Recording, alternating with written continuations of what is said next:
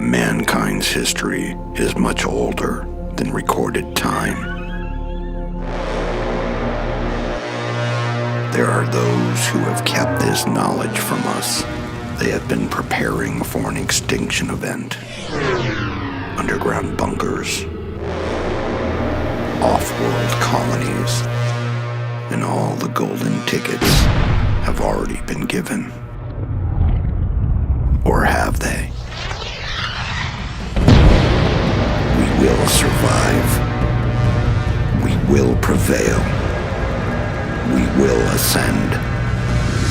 David Wilcock, Corey Good, Jordan Sather, Michael Sala, Laura Eisenhower, John D'Souza, Michael Crema, Robert David Steele, Allison Coe, Clifford Mahou, David Sanapass, Robert Salas, Mira Isley, Chastain, Robert Counts, Dr. Osmanov, James Gillian, Leon Kennedy, John Vivanco, Barry Littleton, Brendan Murray, Sasha Stone, Peter Maxwell Slattery. Reclaim your future. The Cosmic Secret. Available everywhere. November 19th. Right? And it's just getting started. But the real question is, why aren't there more people in here? Dr. Sala is about to talk.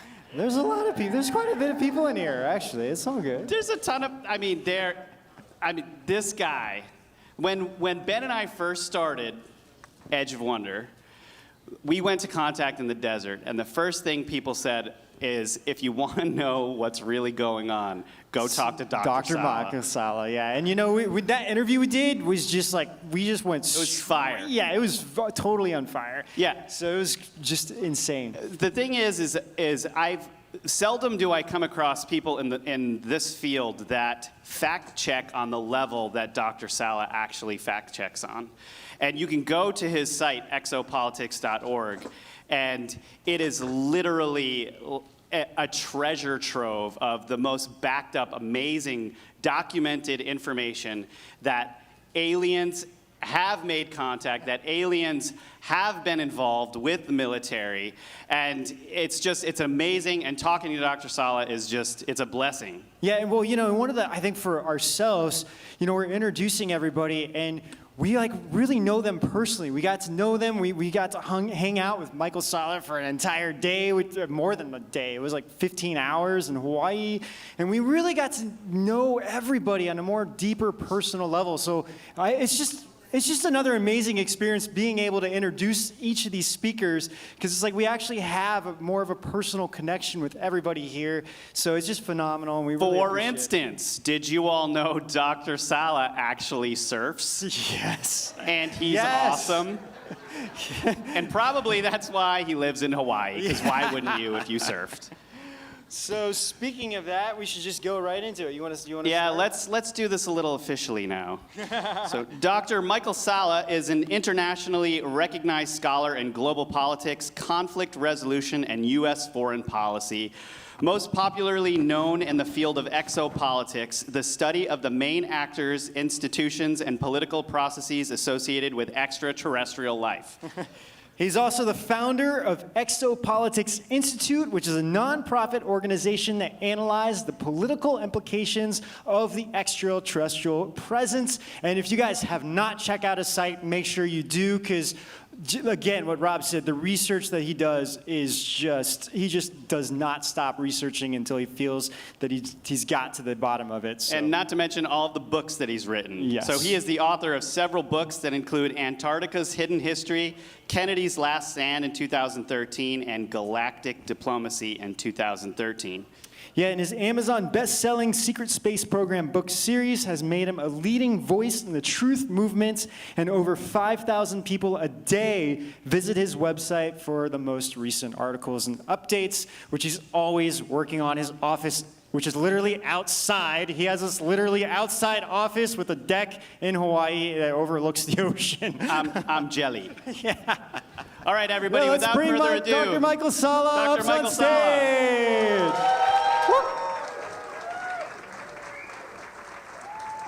Thank you. Well, the one thing I disagree with in that introduction was that I'm not a great surfer. I range from average to mediocre, but I'm an avid surfer, so that's important, because you've got to improve. I can only improve. So great to be here. I got a really wonderful welcome last night from the Ventura County officials. In Hawaii, you've got great surf, but one of the things you don't have is parking meters. We don't know what parking meters are. What do you do with the things? So I stopped off the Whole Foods shop, and there was a parking meter, and we fed it coins, and it didn't seem to respond. It just kept flashing red no matter how many coins we put in. So let's go in and do our shopping, and we come out, and sure enough, the welcome from the Ventura County officials, and we're going to make a donation to help the county meet its deficit. So anyway, I'm going to be talking about Space Force and official disclosure of secret space programs. So what does all this mean, Space Force? One of the things we taught when I was at university, back in 1989, I first came across the idea of a legitimacy crisis. What is a legitimacy crisis? There's many theorists talking about it, and we went through the German grand theorist, Jürgen Habermas, and all of these guys talking about legitimacy crisis. And that's basically when governments or a state faces a crisis because of some development that leads to the public losing confidence in the ability of the state and the government to manage itself. And that can lead to revolution or disintegration. And I think that was one of the big concerns when the appearance of extraterrestrial life first came to the attention of these public officials. How do we disclose this without creating a legitimacy crisis? And one of the big things that would bring about a legitimacy crisis is if your military cannot deal with the appearance of a new enemy or a potential threat. And so this was one of the big concerns that was always there in terms of how do you deal with public disclosure of extraterrestrial life? And I think what we are now seeing with Space Force being announced and being pushed very aggressively by the Trump administration is the necessary step to make sure that when the existence of extraterrestrial life is announced, you're not going to have a legitimacy crisis. You're not going to have a collapse of the American state or global governance, because all of a sudden people are going to say, well, there's extraterrestrials and no government can defend ourselves against them, so we'll do whatever the extraterrestrials tell us to do. That's a crisis that could happen if it's not managed well. And I think this is why Space Force is being set up. And so we're going to be looking at, how is Space Force being set up? What's the deal with setting Space Force up under the US Air Force as opposed to having it set up as a separate department? So let's talk about a little bit how the Pentagon arranges the different departments within it. So within the military, at the moment, you have 5 branches of the military, the Army, Air Force, the Navy, the Marine Corps, and the Coast Guard. So you have those are 5 branches of the military as it currently exists in the United States. And each one is very separate. They have their own proud traditions, and sometimes if you ask who the biggest enemy of the Air Force officer, who the biggest enemy they face on the planet, they might say, well, it's the Navy, the US Navy, or it's not the Russians, it's not the Chinese, it's the Navy. And why is that? Well, because they always go to war in Congress, because each one says that they need more money from that pie, from the Pentagon budget. So, but you have 5 branches of the military, and that's probably pretty well known. Now, the way in which that's organised, of course, you have the Department of Defence that sits at the apex. Those are the guys that go to the Congress and actually, tell the congressmen and women why more money has to be given to the Pentagon, has to be given to the different departments within the Department of Defence, because without that, the Pentagon will not be able to protect the population. So they're always trying to work out, who should get most money? Should it be the Department of the Army for the new missile systems that they want to have? Should it be the Department of the Air Force for the new aircraft that they want to have, the new squadrons they want to build, or the Department of the Navy because they want to build new aircraft carriers, battleships, cruisers, and so forth. So that's always going on. Now, underneath them, you have the 4 current military branches that most people are aware of, which is the Army, of course, the Air Force, of course, and then you have the Navy and the Marines, the US Marine Corps, under the Department of the Navy. So the Department of the Navy has 2 branches of the US military as they currently exist, under the administrative control of the Department of the Navy. And then you have the United States Coast Guard, which is actually under the Department of Homeland Security, but during times of war, the Coast Guard goes under the authority of the Department of Defense, of the Department of the Navy.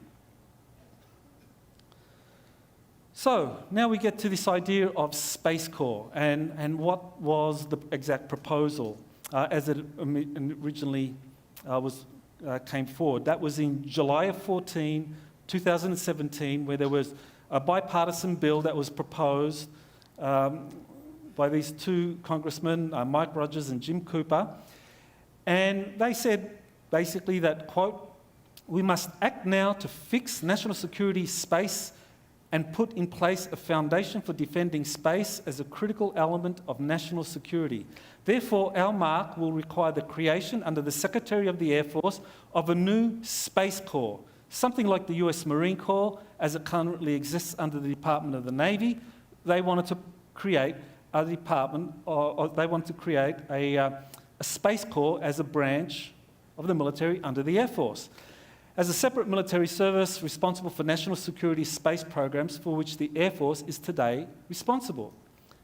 We view this as a first but critical step to fixing the national security enterprise. So, what was the reaction by people in the Pentagon to this proposal? And I think that's very interesting to kind of see what the initial reaction was. So let's first look at the Secretary of the Air Force. What did she have to say about this? Well, I mean, you would think the Secretary of the Air Force would be supportive, but no, she wasn't. She said, "The Pentagon is complicated enough. This will make it more complex and add more boxes to the organisation chart and cost more money." So that's Heather Wilson in June of 2017, so 2 years ago, but in June. Then you have the Chief of Staff of the Air Force, also opposed to the Space Corps proposal. Quote, he says, "If you're saying the words separate and space in the same sentence, I would offer you're moving in the wrong direction." So that's General David Goldfein. So he was opposed to the idea of a Space Corps.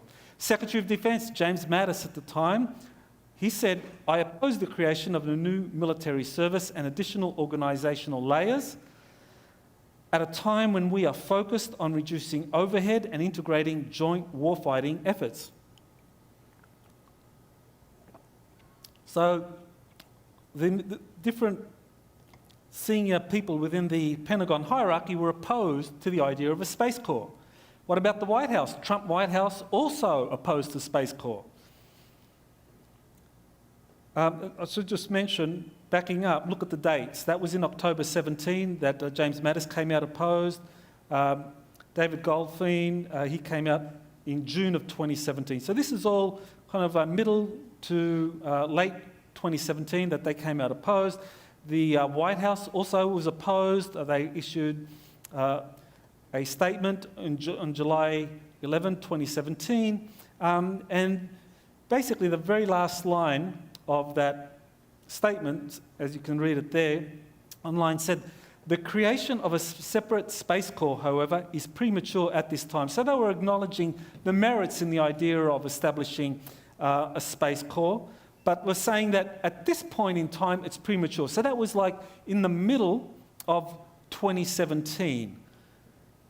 What did premature mean? You know, did it mean 6 months, end of the Trump administration, or when President Trump just thought it would be a good idea? Because apparently, a few months later, that's what happened. Because at a speech at the US Marine Corps Air Station in Miramar, Donald Trump gets up and says, "My new national strategy for space recognises that space is a warfighting domain, just like the land, air and sea. We may even have a space force."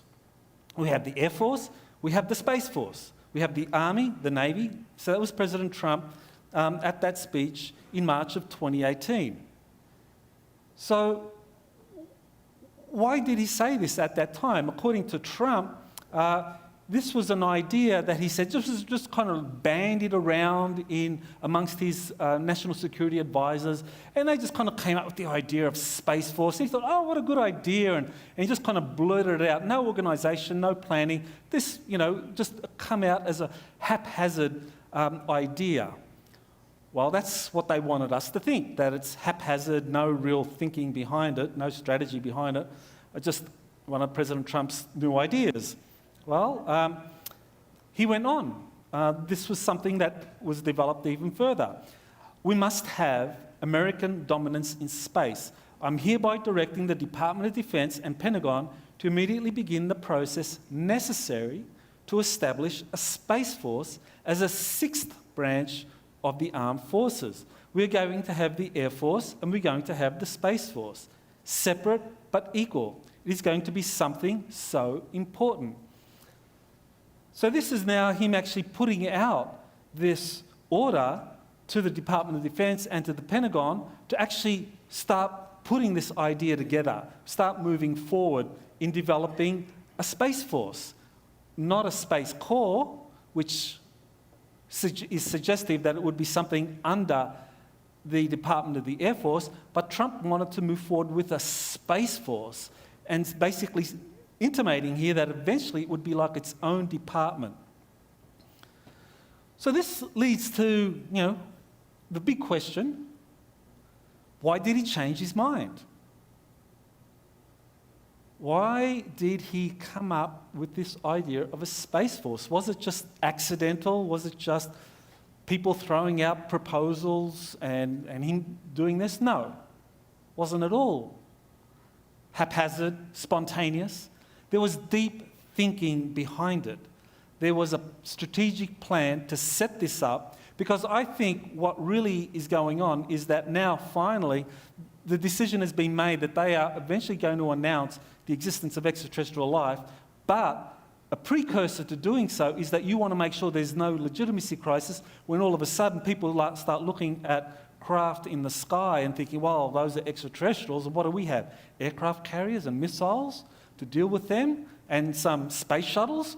I mean, we stand no chance. That would bring about a legitimacy crisis. So what they, I think, are setting up over the next 2 years is something, an institution like Space Force, so that people start getting used to the ideas that the UFOs they see, flying saucers, flying triangles, that these are not extraterrestrials visiting our world, that these are space assets that belong to the Department of Defense under Space Force. So get people so used to the idea of all of these flying anti-gravity vehicles being part of this Space Force that eventually when the disclosure of extraterrestrial life is made, you're not going to have a legitimacy crisis. You're not going to have, what happened in the Americas when Columbus came and the Spanish arrived with their superior technology, which led to the collapse of the Aztec and the Incan civilizations there.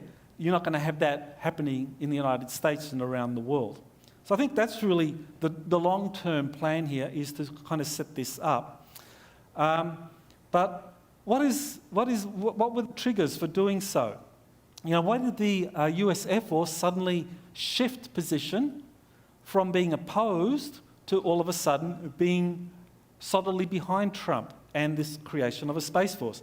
So I think this is where we get to kind of see some of the background. And so let's look at why I think the Air Force started to change their position about this Space Force proposal. Firstly, we have the idea of the US Navy having a secret space program that was much more advanced than anything that the Air Force had. The Air Force obviously believes that they have the most developed space assets. And so when people started to come forward in 2015 and started to talk about a Navy secret space program with kilometre-long spacecraft, and space battle groups, kind of like a modern aircraft carrier battle group that sails the seven seas, that the Navy has this in space. Air Force guys started to pay attention and thought, well, is this just a bunch of baloney, disinfo put out by whoever? Or is this real? So they were very interested in it. And this information kind of percolated, but it was really in 2015. Of course, we had Corey Good coming forward. And Corey, of course, has had a profound impact on many people.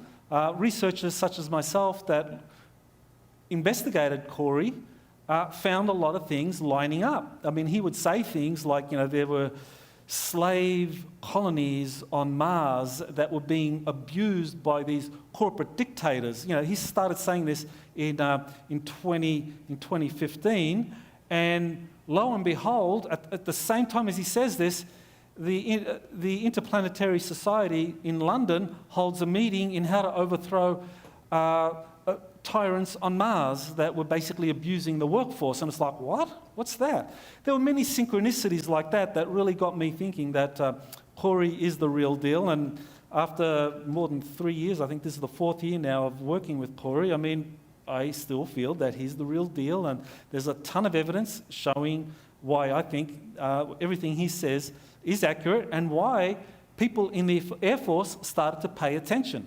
Similarly with William Tompkins, whose book came out in December 9, 2015, and he saw the book I wrote about Corey that came out in September 25, 2015.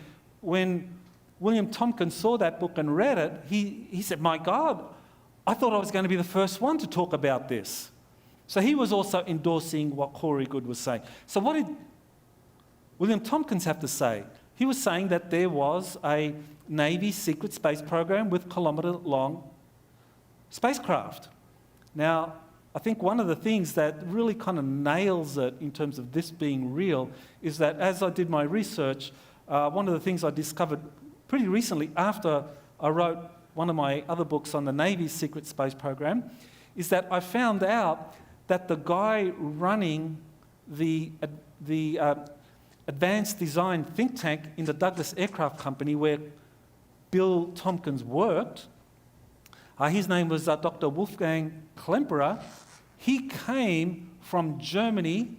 He worked at the Zeppelin Company in Germany, came to the United States to help the US Navy develop flying aircraft carriers.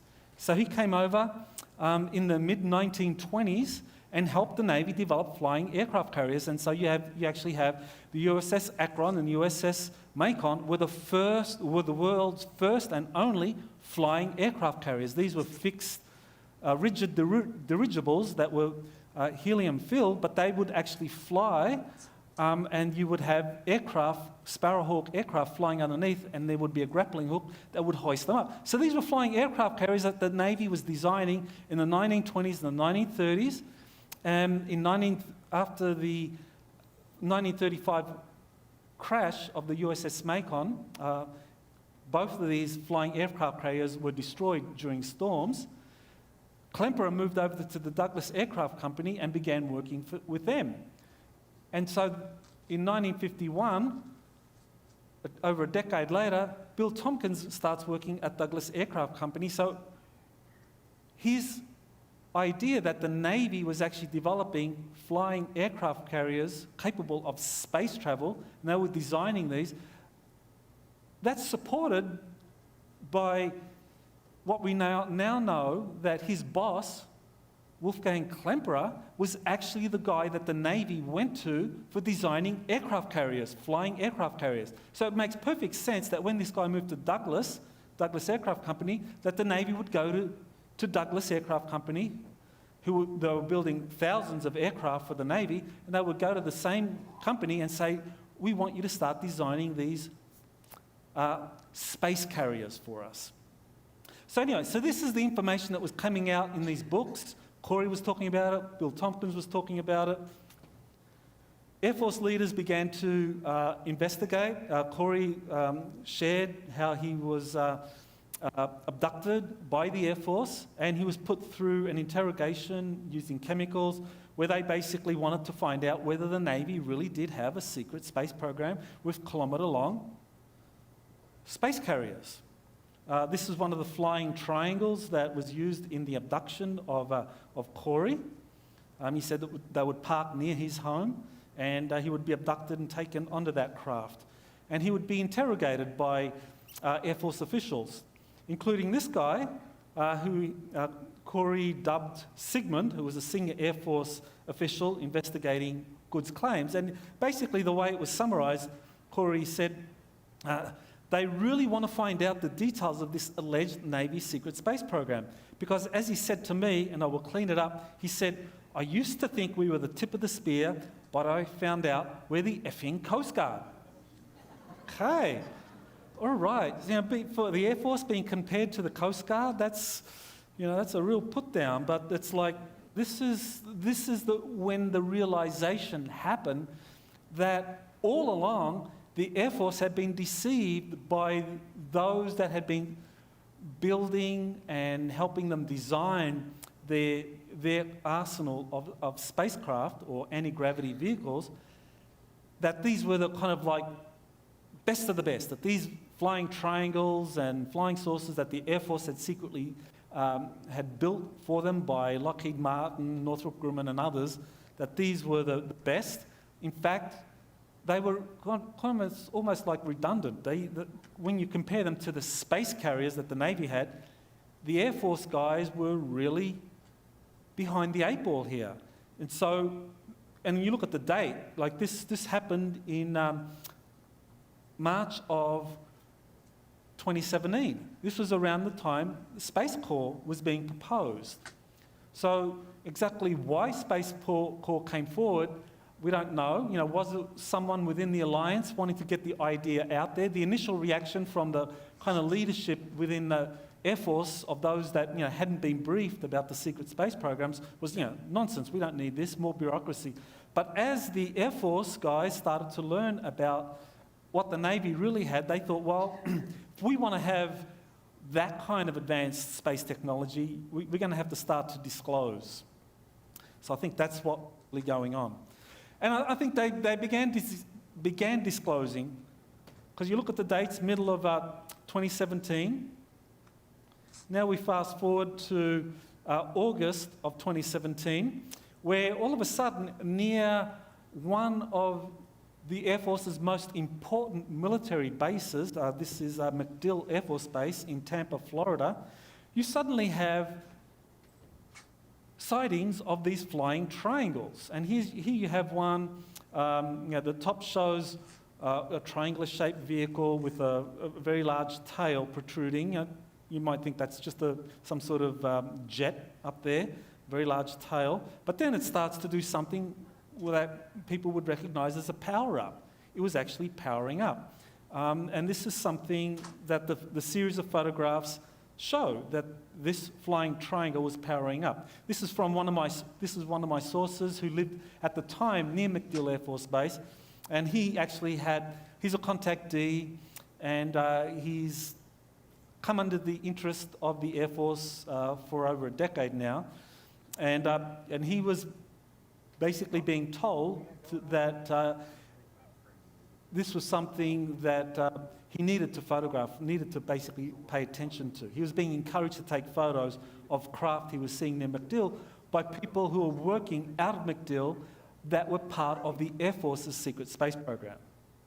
So this is one of the other photos that he took. Again, it was a series of photos. It shows a flying triangle, again near MacDill. And you can see clearly what is a triangular-shaped craft. Now, some of you say, wow, that's a balloon, right? Or could it be? Well, there's various reasons why this is more than just a balloon. Because here, in one of the other days, he got the same thing, but it's actually being accompanied by a helicopter. So you can see there's a helicopter shadowing this flying triangle that my source was taking photos of in September, August and September of 2017. So here you have clearly a flying triangle being shadowed, being escorted by helicopter near MacDill Air Force Base. So this was something that he was taking photos of, and he was describing how these things maneuvered, and there were people in the Air Force encouraging him to do that. So this was kind of like an effort to kind of disclose and get people up to speed on what the Air Force has secretly developed and is deploying out of MacDill. One of the things that is important about MacDill Air Force Base is that when you look at this, the unified commands, the US organises its military in terms of 10 unified commands, so that way the Navy, the Air Force, the Marine Corps, the Army can all coordinate and integrate in specific areas of the world. So, like in the Pacific and in the in North America, or in Europe, Asia, that there's coordination between all the military services so that they can do what needs to be done to face any kind of hostile threat in the area, that they've created these unifying commands. So you have a four-star general in charge of Air Force personnel and bases and hardware in that region of the world.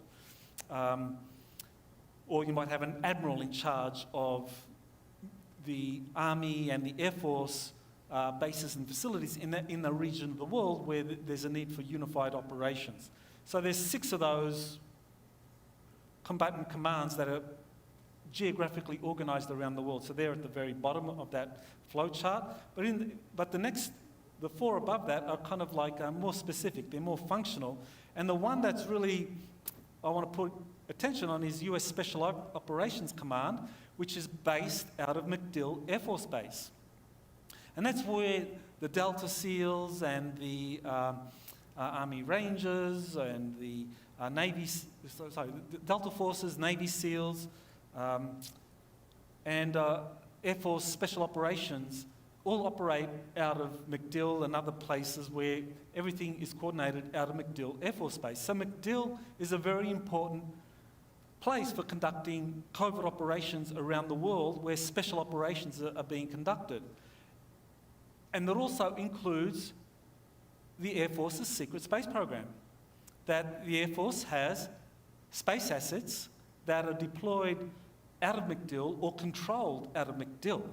And as I showed you, there were photos of some of these space assets, the flying triangles, that were being photographed by people in the area.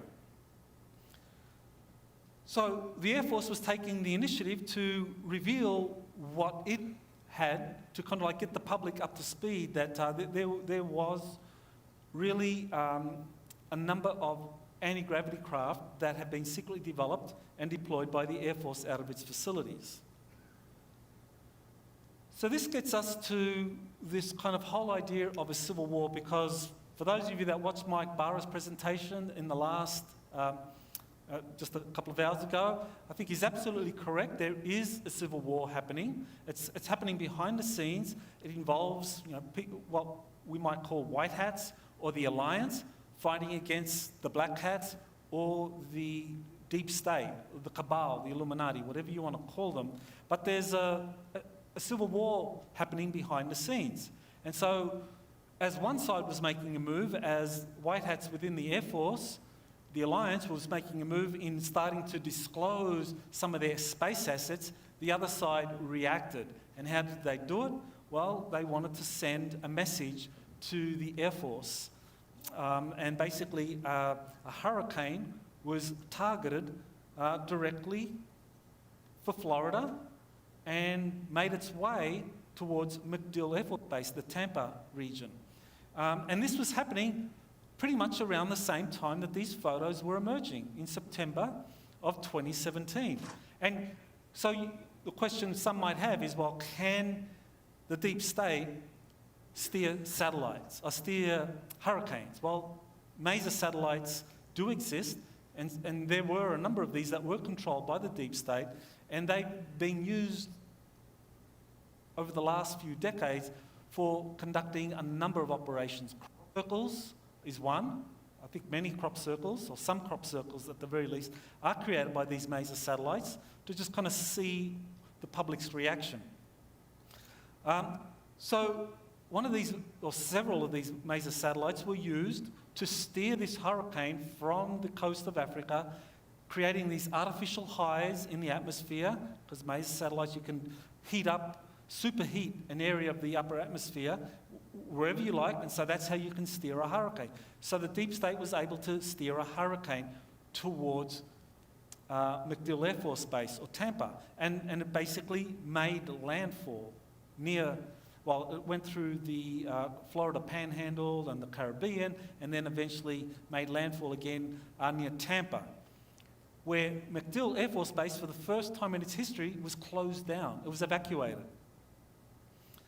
So, it was pretty serious stuff. It was like, here you have some of these spacecraft being displayed, and then a couple of weeks later, MacDill gets shut down because of a hurricane being steered at it. Okay, some of you might say, was this just a coincidence? Coincidence, okay, could be. Well, was it a deep state attack? Hurricane Irma. Okay, what does Irma mean? It's the old German word, derives from the old German word Irmen, which is war goddess. Okay, war goddess, German. Well, there is this thing called the Fourth Reich that exists. That's a long topic. I can discuss it in the books if you want to go look at the books. I've got out there where I talk about the Fourth Reich, but yeah, it's very real. There's this legacy of the Germans that survived the Second World War that created the Fourth Reich in the Americas and Antarctica. So they were sending a message, and Hurricane Irma made landfall near MacDill Air Force Base early on September 11, 2017. September 11, another false flag attack. So this was something that I think was meant to send a message. So how did the Air Force guys respond to this? They took it to the next level. Only a month later, first they allowed their flying triangles to be photographed, then they allowed their flying rectangles to be photographed, again near MacDill Air Force Base. And so these are rectangular shaped craft, and again my source JP was told to take these photos. For this set that was taken on October 19, 2018, he said that he was actually that should be 2017. He was told that he was told to look up. And sure enough, he got a phone call saying look up, and he looked up and there it was. So that was October 19, 2017. The date there is wrong. So he saw this flying rectangle. Okay, again, that's 2017. So again, the covert disclosure of the anti-gravity rectangle craft. That's an article on my website where you can get more details. But this time, he says a van pulled up to him and told him to look up, and again he saw the flying rectangles. And he actually says that later, after he took the photographs, that he started to remember that he was taken on board the craft. And he says that when he was taken on board the craft, he actually saw the personnel on the craft that were wearing these patches that belonged to Air Force Special Operations, operating out of MacDill. So this was the Air Force base, and he was saying that these flying rectangles are actually weapons platforms. So this was the Air Force responding to the deep state's attack on MacDill by showing the weapons platforms that they have in space that they can use. These flying rectangles, they can be cloaked.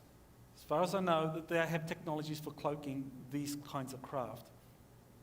So they were photographed, and the Air Force was sending a message to the deep state. So saying, okay, you got us with that hurricane. Well, we have these weapons platforms, and we'll respond with this if we need to. And so we'll see now whether they did use those weapons platforms in what happened next.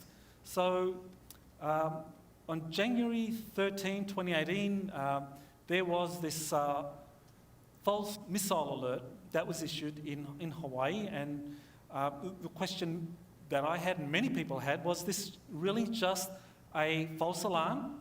Someone in the emergency management agency there in Hawaii, the state's emergency alert system there, that they made a mistake, that they just pushed the wrong button and made all Hawaiians think that they were under a ballistic missile attack. And so, yeah, for 30 minutes, there were a lot of people, millions, well, not millions, but there were hundreds of thousands of people that really believed that Hawaii was going to be hit by a ballistic missile.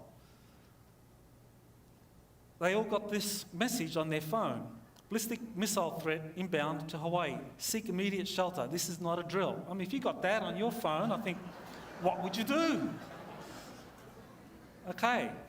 Now, this is where we get a little into the advanced notice that this was actually known by people. We have the QAnon. Actually, Q predicted the Hawaii ballistic missile scare almost a week before. On January 7, 2018, you have these alerts going out, or these posts going out by Q, basically talking about a DEFCON 1 situation. DEFCON 1 is an imminent nuclear attack against the United States. And so here you have 6 days before a warning, advanced notice that there was going to be a DEFCON 1 situation, and QAnon was talking about that in terms of, well, it wasn't real, it wasn't going to be a real attack, it was some kind of false flag event. And later on, Q has actually referred to the Hawaii attack as a false flag attack. So it was really an attack that did occur. Here, I'll talk about the existence of a CIA naval battle group, which is completely separate to the US Navy, that it has its own battle group, and that the CIA, or the covert, or the clandestine services division within the CIA, was actually part of this attack. And in this article that's on my website, I found a few documents from the CIA's CREST server, which has all of their Freedom of Information Act documents. A couple of documents there that I cite that actually show that the CIA has had a long-term interest in developing its own aircraft carrier battle group, that they were receiving training from the Navy to run aircraft carriers, and that would mean that they would have had a battle group, a secret battle group, and that they also interested in ballistic missile-capable submarines, because the Navy would deploy its SEALs, the Navy SEALs, from these ballistic missile carriers, because these were excellent for covert operations for Navy SEALs. So the CIA also had its covert operations people that they wanted to deploy around the world, and so these ballistic missile-capable submarines, one of them would have been ideal for the CIA. So this is apparently what I think happened, that the CIA, a faction associated with the CIA, had deployed one of these submarines off the coast of North Korea and simulated an attack on Hawaii. But the missile was shot down. And we're talking about a deep state attack here, and we're talking then about elements within the CIA, within the clandestine services division, that are controlled by the deep state. Not all people in the CIA would have known about this or would have condoned this, but certainly some of them would have participated, and even those on this battle group who would have been maybe former Navy servicemen that were now working for the covert, for this covert group, might have been told that this was just a drill. But nevertheless, so QAnon exposes the Hawaii false flag missile attack and points to a secret space program intervention. So that's another article on my website where I go a little more into depth about QAnon exposing this as a false flag attack, and that there had been an intervention to stop it. Well, who intervened? Well, according to my sources in Hawaii, people actually saw something being shot down on the morning, Sunday morning, January 13. Something was shot down, and for the following week, the Coast Guard was scouring the area for remnants. So a missile was shot down. The question is, who sent it? Who shot it? You know, was it really a North Korean ballistic missile? No. Some people say it was the Chinese, a rogue element of the Chinese Navy. I don't think it was the Chinese Navy, rogue element or not, that were behind it. But I think this was a deep state operation using their assets within the CIA that has this secret naval battle group that does covert operations. So, yeah, the question is, well, okay, if the Air Force did shoot down this missile that was going to start intended to start a nuclear war, because the Trump administration would have had to respond to what would have been apparently a nuclear attack from North Korea, with something that could have led to a nuclear response against North Korea, and that could have then triggered a nuclear war and escalated to a third world war. That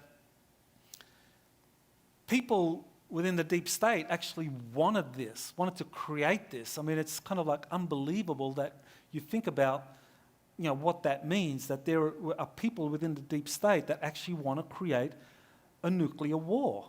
And I'm fully convinced that that's exactly what happened here with the Hawaii situation, that's what the intention was. So it was shot down. I think that the Air Force Secret Space Program shot it down because they realized that the deep state had deceived them about more powerful forces in space. The deep state and their allies couldn't be trusted, and that this was clearly an attempt to start the Third World War.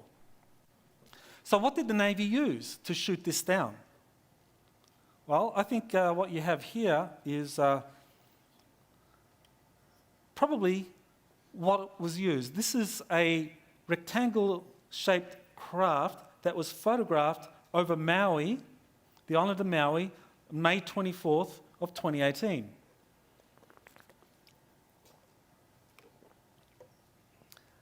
Only several months after the Hawaii missile alert. And I think that this flying rectangle could have been there for months, could have been stationed there to kind of like make sure that no repetition occurred. But nevertheless, here it was photographed, a flying rectangle, which I know from my source, JP, who says he was on one of these, that this was actually a weapons platform.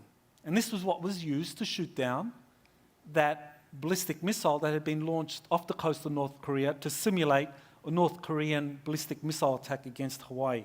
So there you have the comparison between the craft, and it's uncanny. I mean, it's the same craft, I think. So what you have here is a civil war where there are elements of the deep state using space assets or using covert naval assets or whatever assets it had within the military-industrial complex to basically launch attacks, false flag attacks, weather warfare, that were all part of this undeclared civil war that we're witnessing now in the United States. And so it makes sense, given that the way the deep state is operated is to have a lot of compartmentalization and to have a lot of these kind of covert military assets controlled by some sort of nebulous system. It would make a lot of sense for the Air Force and the people in the Pentagon, if you wanted to kind of curb this and fight back against the deep state, you would want to start to rein in all of their space assets, all of their covert assets into one centralized authority under the Pentagon. And so I think this is why the idea of Space Force was proposed, to kind of like start to centralize all of these space assets that were being used for covert operations by the deep state.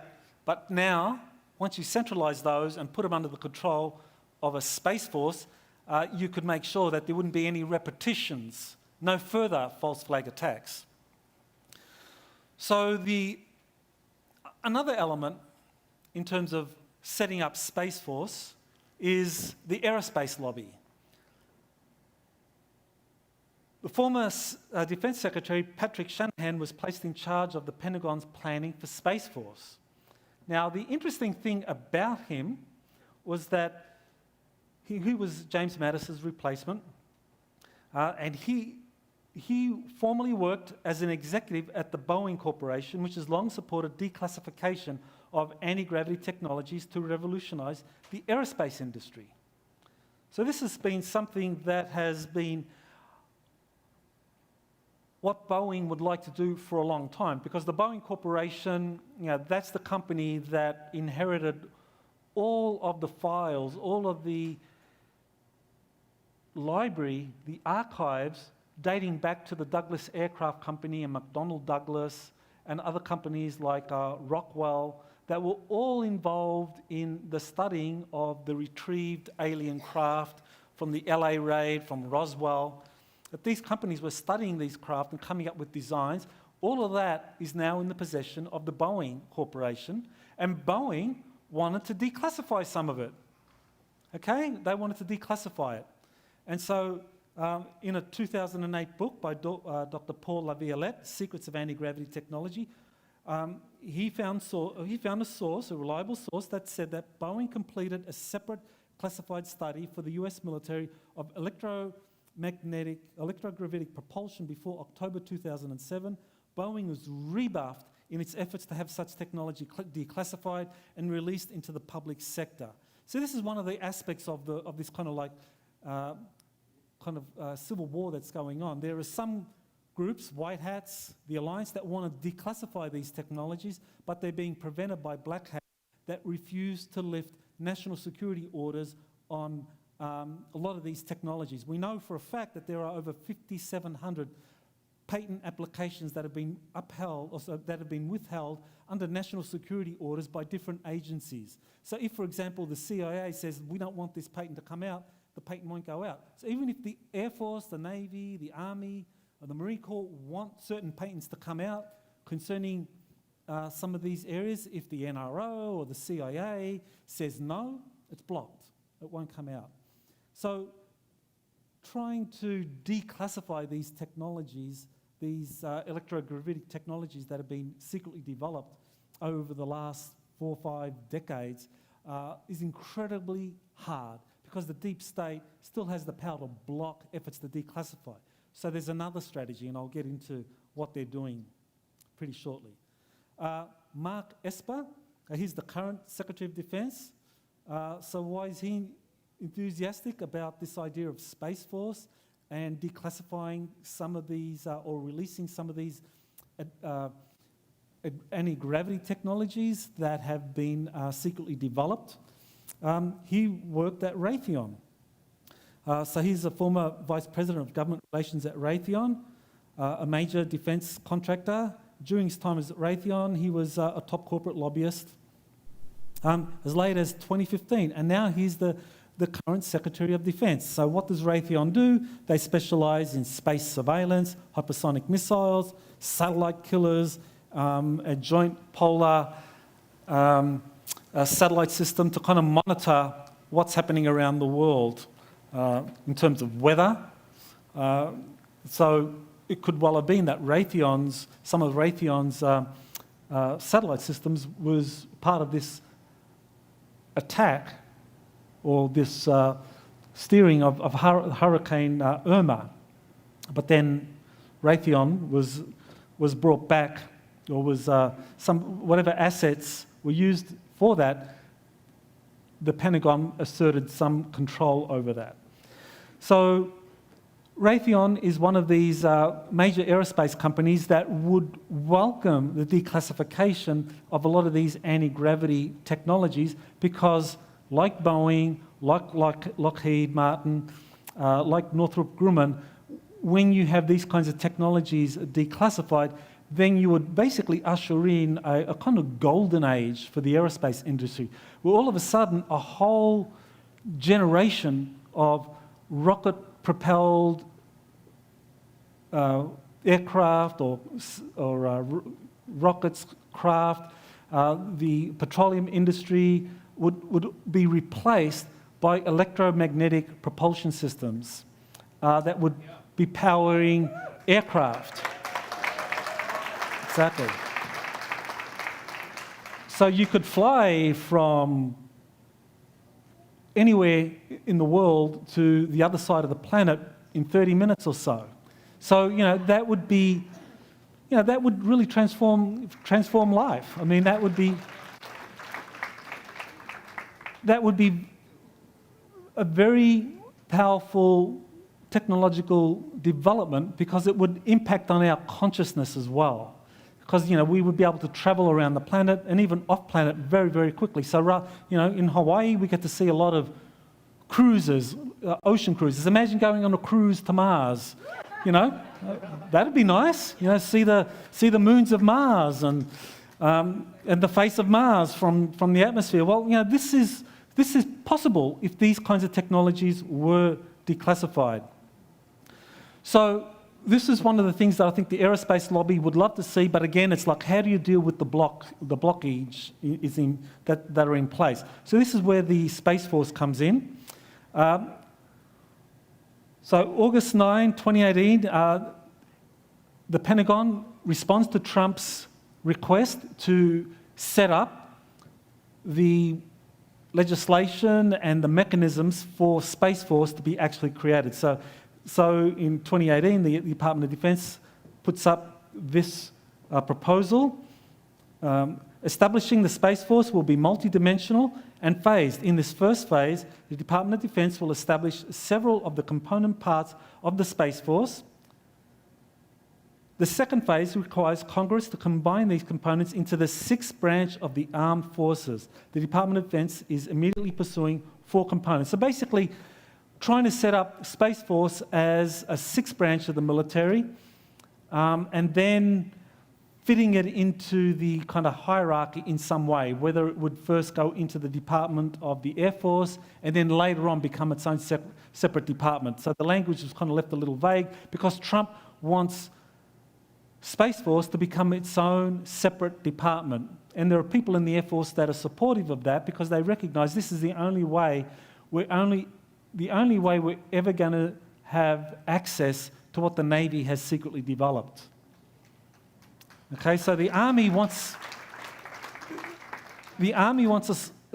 Force wants to know what the Navy has secretly developed, but the Navy will never place its deep space assets under the control of the Department of the Air Force. It's not going to happen. The Air Force is the junior service. They're the baby in the Department of Defense. The Air Force is the baby, the Navy is like, daddy, is like the parent. It's just the fact of life. I'm sorry, it's like the Navy will not share its advanced technologies. And so it only is through something like the Department of Space Force that you're going to have these two military branches, the Navy and the Air Force, sharing their respective space assets. So the first thing is to set up, the first phase is to set up something called a Space Development Agency. So in this Pentagon proposal, what they said was, quote, shift from an acquisition organisation and mindset to a development organisation focused on experimentation, prototyping, and accelerated fielding, end quote. So what does that mean? So the goal is for Space Force to assert authority over corporate contractors building advanced spacecraft components. The ground-shaking result will be that corporations can no longer get away with secretly building components for other space programs without informing the Air Force. So basically, corporations have been building all of these space assets for decades and selling them to different customers. The Air Force is one customer, the Navy is another customer. This kind of like nebulous grouping of corporations that Corey calls the interplanetary corporate conglomerate is yet another customer. The Fourth Reich, the Dark Fleet, is another customer. So you have different customers having this stuff built by American corporations, and so what Space Force is going to try and do is to basically make sure that they track all these craft that are secretly being built by the corporations and then sent off to different customers. So the Space Development Agency is going to curb the transnational corporate secret space program. So here you have one of these transnational corporate programs that are building these advanced space technologies under the ice sheets in Antarctica. So this is something that Corey Good says he actually got to witness when he got to travel under the Antarctic ice sheet. And it certainly fits in with the research I've done that major German and American corporations teamed up in the 1950s and 60s to start to build out these kind of development facilities that the Germans had created in Antarctica in their secret bases. So a space development agency would be one way that you could start to kind of monitor and control all of the different anti-gravity craft that are being built by US corporations. Space Operations Force. So this is to create a clear career track for the space community containing all relevant space specialties, including operations, intelligence, engineering, science, acquisition, cyber, etc. So that would make it very difficult, because one of the things that has been happening is that whenever some of these other space programs need personnel, they would basically siphon off a lot of the young recruits to the Marine Corps, to the Air Force, Navy, into these secret space programs. And so these young recruits would be siphoned off, whether it would be to just do an extended TDY, temporary duty, or a 20 and back program. And these young recruits would be kind of given a story about how they could serve their country in space. So you would typically have a recruit joining one of the military services, and during boot camp or shortly after boot camp, they would be approached by an officer, a captain. And for people in boot camp, to have a captain talk to you is a big deal. And so these guys would be approached by someone, an officer, and asked if they wanted to perform some covert assignments that would involve space. And if they did, they would be signing up for a period, an extended period of time. So it could be a TDY, a 20 and back. But the thing is, once they completed their service, there wouldn't be any acknowledgement that they did that. On their military records wouldn't reflect the fact that they had served in space as part of a covert program, because it was all deeply classified and none of that could ever appear on military records. So they wouldn't get any credit for that. They wouldn't get any pay for that. In terms of career advancement, they wouldn't get anywhere. So even if someone, let's just see the possibility that the 20 and back program that Corey Good and others have been talking about really exists, that the technology exists to have these people go out and serve for 20 years and then come back.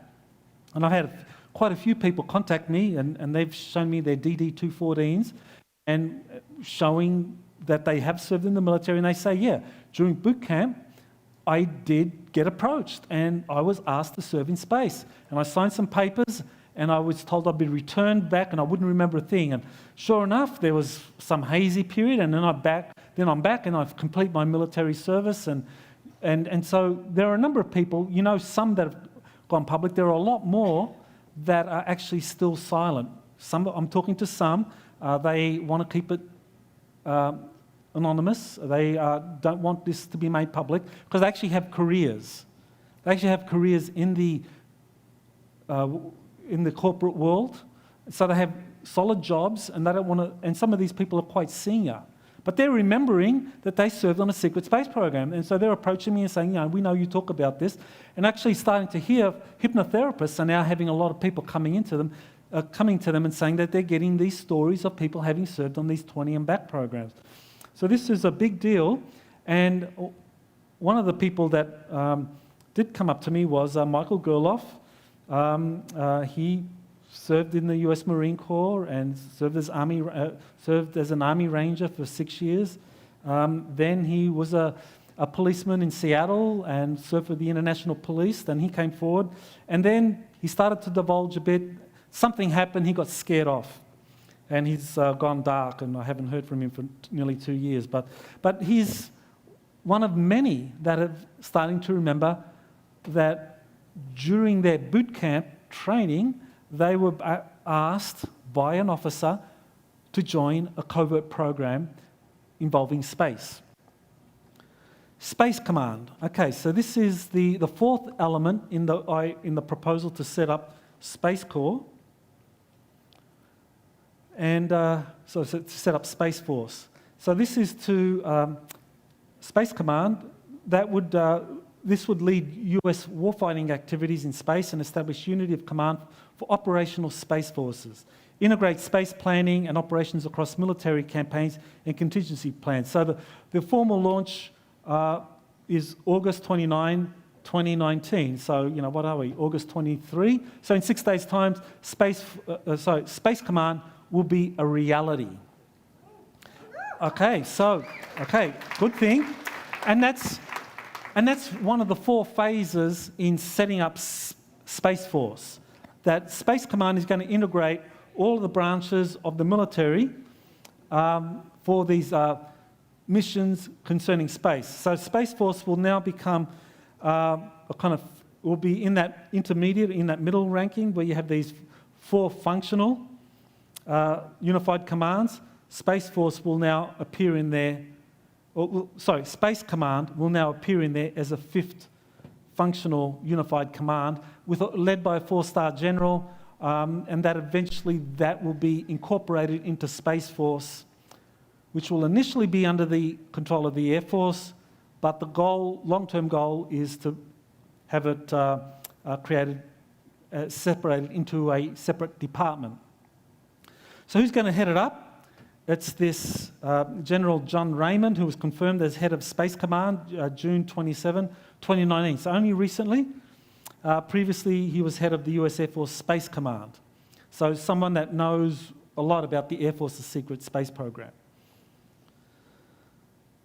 So the goal behind Space Command is to prevent space asset technologies created within and for different military services to be secretly siphoned off in the black projects run by the deep state corporations and the Antarctic Germans without the knowledge of the US Air Force secret space program.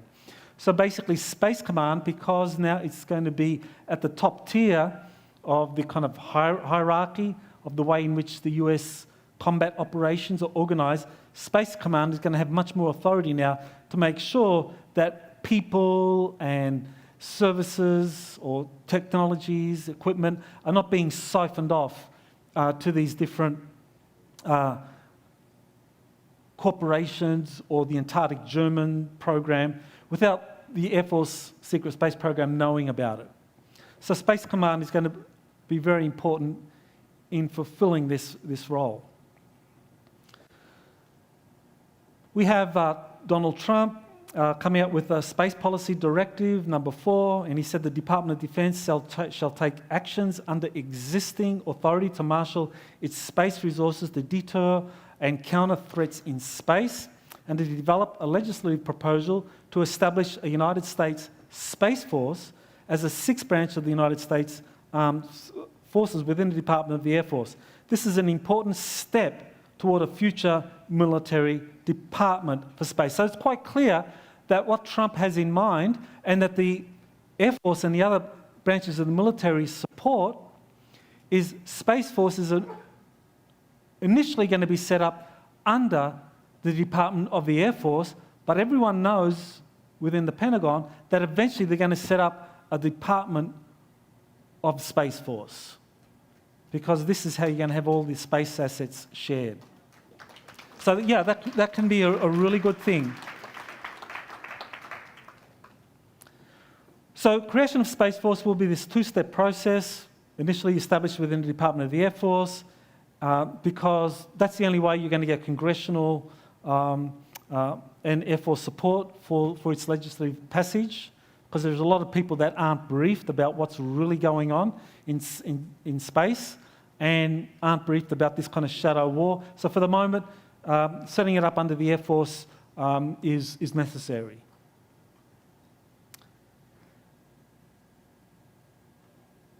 Okay, so Trump's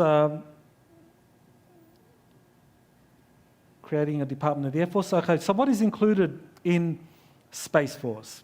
So consolidate existing forces and authorities for military space activities as appropriate in order to minimise duplication of effort and eliminate bureaucratic inefficiencies. So this is part of Trump's Space Policy Directive number 4. So basically integrate everything and make sure you don't have a lot of redundancy, duplication. 2, not include the National Aeronautics and Space Administration, the National Oceanic and Atmospheric Administration, the National Reconnaissance Office, or other non-military space organisations or missions of the United States government. So basically, to start with, it's going to be just the Air Force, along with whatever the Army, the Navy, and the Marine Corps deploys in near-Earth operations in terms of satellites and all of that. So when it comes to space, satellite surveillance, that's all going to be run by Space Force under the US Department of the Air Force, but it's not going to include these things like the NRO and NASA to begin with.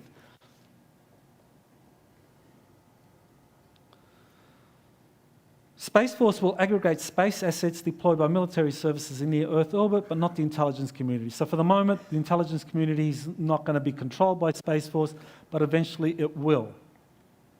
But that's sometime in the future. So what can we expect to be revealed? You know, what's the good thing for us? I mean, sure, the Air Force is maybe going to get a few more space assets coming under its control that the Army and the Navy are going to relinquish to the Air Force. So the Air Force gets something out of it. But what are we going to get out of it? Well, I think what we're going to get out of it is a lot of classified technologies are going to be released, are going to be revealed to the general public. Okay. And that is a good thing.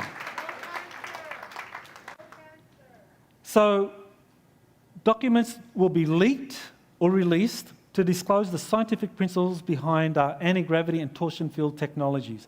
So this is one of the documents that, this was actually Corey Good's, he got 2 of these documents and he was the first to reveal them. So again, you know, this, for those that are still skeptical about Corey's testimony, I think this and another document are very powerful documents supporting that Corey actually has people within the Defence Intelligence Agency that are wanting to help him and giving him access to some of their top secret documents. So this document here was an unclassified document for official use only. But nevertheless, it was not something that was supposed to be released into the general public arena, and the fact that Corey got it was something that really surprised a lot of people, including the author of the paper. But this document talks about warp drive, dark energy, and the manipulation of extra dimensions. But warp drive, I mean, what in the world is warp drive? So the paper actually opens the door to the scientific community to start taking these kinds of ideas seriously. This is not science fiction, that not everyone talking about things like warp drive, you know, a tinfoil hat territory, that in fact this is feasible technology that the Defence Intelligence Agency is actually getting credible scientists to do feasibility studies on. So this document is called a Defence Intelligence Reference Document, and that's basically a feasibility study to show that this kind of warp drive is possible, so that we can go beyond kind of liquid propellant propulsion systems into something that is kind of driven by electromagnetic and other exotic technologies. What to expect? Successful patents will increasingly emerge explaining the feasibility of exotic propulsion systems. So this is a patent that emerged in 2006, or that was the publication date, and it shows how a flying triangle would operate. You know, how feasible is this idea of a flying triangle? So this was a patent application that was put in by this mysterious figure, John Sinclair, that comes out of Puerto Rico. And I actually, I know someone who had worked in the US trademark and US Patents and Trademark Office, and said he knows John Sinclair, and says that yeah, he really exists. He really does have these way out there ideas, but he's a real person and he's quite serious. And I think he was being encouraged to come forward with these technologies. So that came out in 2006, 13 years ago, quite some time ago. But I think that was someone wanting to kind of like get the ideas out there, because there are many within the defense intelligence community that understand that declassifying anti-gravity technologies that have been built is a really hard job. Ben Rich, was former director of Lockheed Skunk Works, said it would take an act of God to declassify some of these black program projects. So that's what we're up against, and I think that's really clear. But to do an end run around that, it's kind of like you reinvent the wheel by leaking these feasibility studies or these patents of these technologies that have been successfully designed, developed, and deployed within the Air Force, within the Navy, and other programs. So to do that, you put out these patents, and that way you get people within the scientific community start paying attention. Or you basically leak some of the feasibility studies that have been conducted by the Department of Defense. And this recently has gotten a major boost because we've had these US Navy patents coming forward over the last 2 years. And this is by a Navy scientist by the name of Dr. Salvador Pais. There's an article, actually 2 articles on my website where you can actually get more details about this, because this is fairly new, very new. He's actually he's put out 4 patent applications so far, where he has named the Department of the Navy as a designee, and 3 of these have been granted so far. So one of these craft concerns a inertial mass reduction device, which has been dubbed the hybrid aerospace underwater craft. And so there you see the patent. That gives you've got the patent number, the application. You see it's the assignee. It's assigned to the Secretary of the Navy. And it was published, or was approved and published in December 2018. So only last year, what are we, 9 months ago, this patent was actually approved. So what does the patent do? Well, there's an abstract there, but rather than read out the abstract, which is very technical, but for those of you that do love the technical jargon, there's the reference, the patent number. You can go read it for yourself. But this is what essentially this hybrid aerospace underwater craft does. The concept is fairly simple, although the engineering required to make it a reality is anything but.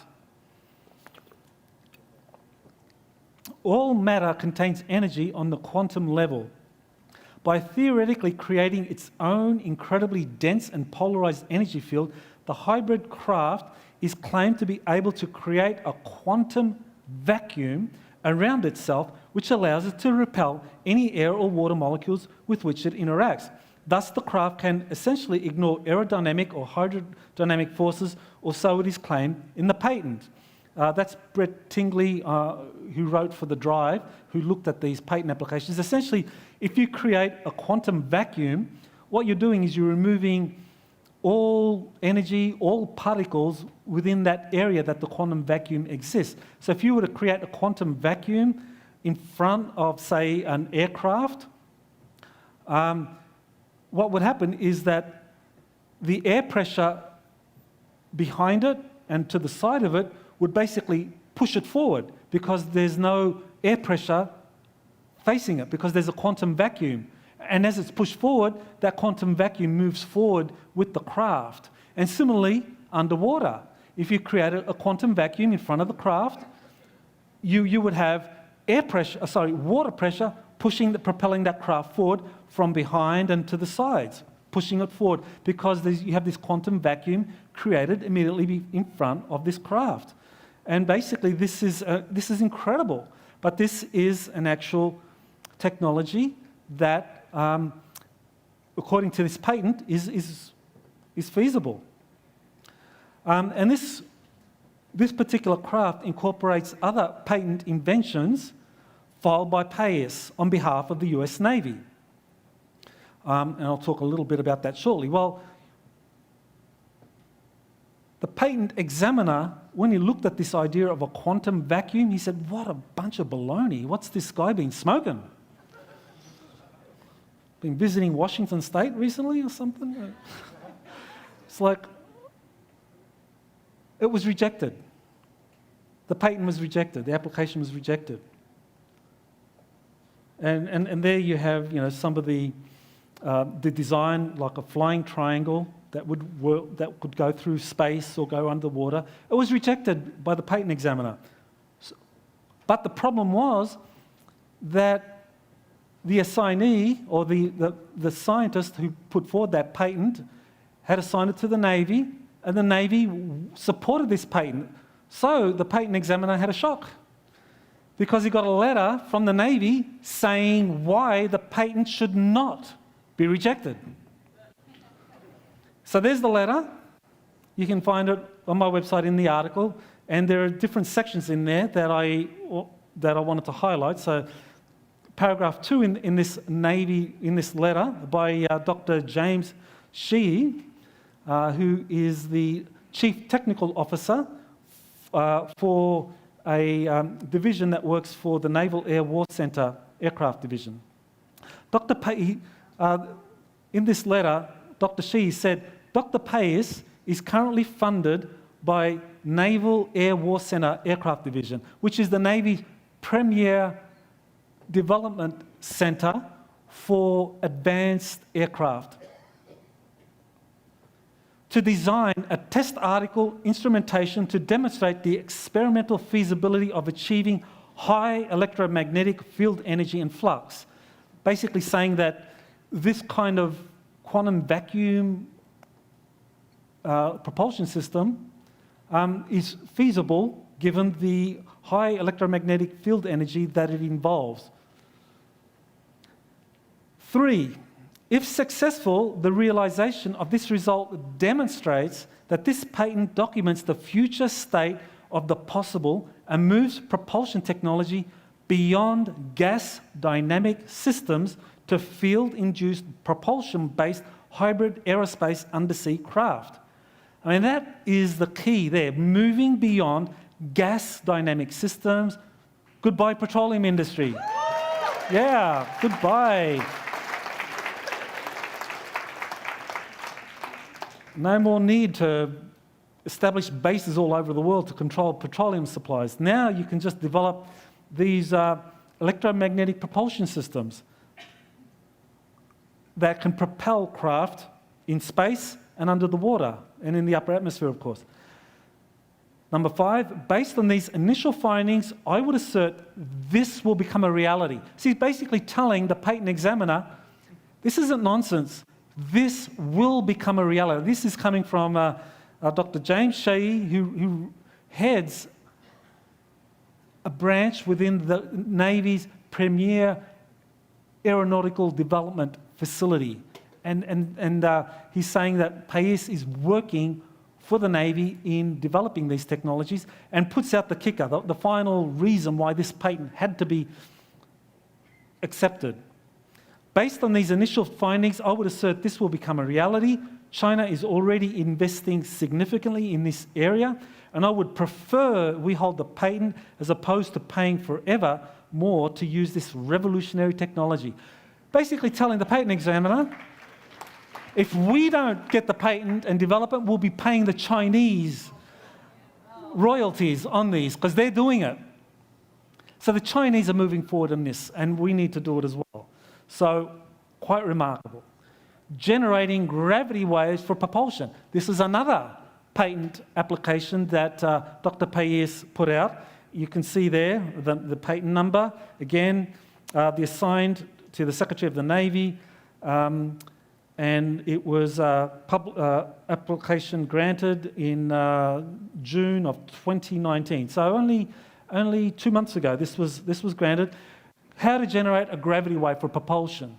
Okay, now those of you who are really fond of Bob Lazar, 1989, he's talking about working on the flying saucer propulsion system and element 115, something that is very, very rare now.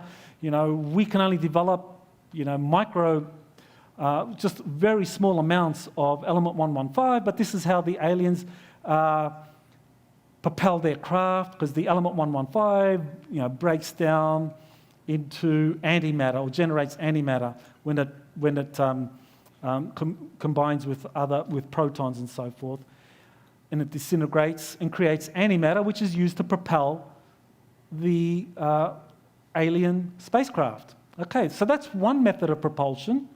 But what we're getting here is that you don't need element 115. You don't need this really exotic material that is only generated from a supernova or from a solar flash event that basically creates element 115 and then sends it off into space, and then different aliens or different civilizations come to mine element 115 for their craft. You don't need element 115 for generating gravity waves. You can do it through a electromagnetic means. So this is, again, great. And this patent was granted. And again, the Navy is telling us that this stuff is possible. They're telling the scientific community, those of you that are scientists and engineers, they're saying this stuff can be built. We cannot declassify this stuff. That's what we're being told. It can't be declassified. We have to reinvent the wheel. So all of the scientists or the inventors, what you're being told here is the Navy wants you to start developing this. Reinventing the wheel is the only way this stuff is going to come out, because it's not going to be declassified because the deep state's blocking it. So these patents are telling us this is how we can go forward. Here's another one, an electromagnetic shield. You have an abstract, very, very technical. I'm not going to read the abstract, but I will summarize it. But again, you have the patent number, when it was assigned to the Navy, priority to the Navy, published and granted November 2018. So what is this electromagnetic shield? What's that about? In the patent for the high-energy electromagnetic field generator, the technology is described as being able to create what is essentially a force field straight out of science fiction, one that could generate an impenetrable defensive shield to sea and land, as well as space-based military and civilian assets, protecting these assets from such threats as anti-ship ballistic missiles, radar-evading cruise missiles, top attack for main battle tanks, land and sea-based systems, as well as counteracting the effects of solar-induced coronal mass ejections or defending critical military satellites in an ASAT, anti-satellite role, space-based drive. So this is from Brett Tingley, the Drive, who summarised this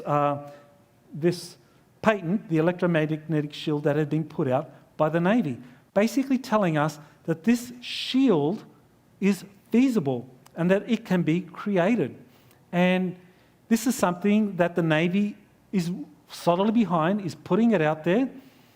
And this can, defend naval assets from all of these ballistic missiles, as well as things like coronal mass ejections. So what does this kind of remind you of?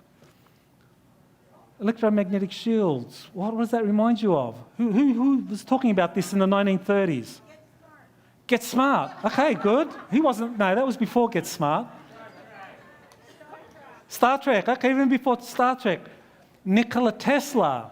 In the 1930s, Tesla was talking about these shields that could be built using these powerful electromagnetic generators and tapping into the kind of Earth's grid to defend areas of the planet or to defend against attacks. So this is incredible because, and it's actually telling us about a military revolution.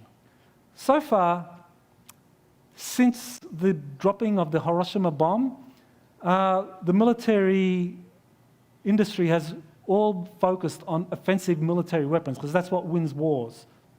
You develop bigger and better atomic bombs, hydrogen bombs, you're going to win, you're going to defeat your enemy because they will cower. Now, there's a shift towards developing defensive weapons systems. And that could defend actually population centers. And that's quite an important evolution in military thinking and doctrines. So, anyone ever wonder why the Navy recalled all its groups in January 2017? I was wondering about this. Why did the Navy recall all its aircraft carriers in 2017? What technologies did they fit onto these aircraft carriers to protect them from hypersonic cruise missiles that the Chinese and the Russians and the North Koreans were all developing? I think the Navies put these Tesla shields on their aircraft carriers. I would bet that these Tesla shields are powered by the atomic engines that power the aircraft carriers, and that protects not only the aircraft carrier, but probably even the battle group, could protect the battle group. So I think that's what happened, that's what's really going on with that. So I kind of need to move a little more quickly now. So what does the Air Force have in its arsenals? Flying saucers. This flying saucer was actually witnessed in 1988 at Edwards Air Force Base by a patent illustrator, and he saw three models that had been developed, that had been built. This is a cutaway for one of the models, and it was being shown at a classified air show in 1988. The Navy has flying saucers. It has its own flying saucers. I talk about this in my book, the Air Force Secret Space Program, so you can actually go into more detail in that if you wanted to find out about that. What else does the Navy have? Sorry, what else does the Air Force have? What are we going to learn as Space Force is unrolled? We're going to learn about these secret NRO Air Force space stations that are going to be revealed in a limited disclosure plan. This was something Corey Good first spoke about, and when he spoke about it, he talked about these disused rocket stages that were kind of assembled together in space. And that the US Air Force and NRO assembled these together in space to build these space stations. And so there's one, he referred to it as a nine-sided, or had 9 kind of cylinders, 9 modules comprising the ring, and of course you have in the center there, that these are all made by space junk. So I looked into that and I thought, well, how could that be? How could the Air Force and the NRO have secretly developed a space station up there using disused rocket stages? And I came across this, the Manned Orbiting Laboratory, and that was a program announced in 1963 and cancelled in 1969, and these were designed by Douglas Aircraft Company.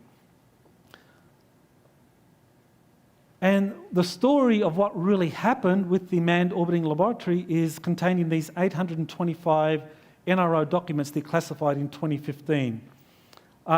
And what this document says is that it shows that the funding and planning for phase 2, there were 2 phases in the development of,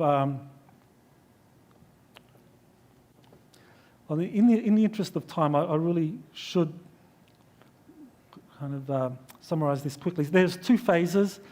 Phase 2 was continued after the cancellation of phase 1. And phase 2 involved the construction of different shaped spacecraft or space stations that would be assembled by these manned orbiting laboratory modules that had been designed by Douglas Aircraft Company, but then secretly built and deployed by another corporation, General Electric and the Lockheed Corporation. Douglas designed them. Stage 1 was cancelled. All the Douglas engineers were sacked. Then the classified program was handed over to General Electric and Lockheed Martin.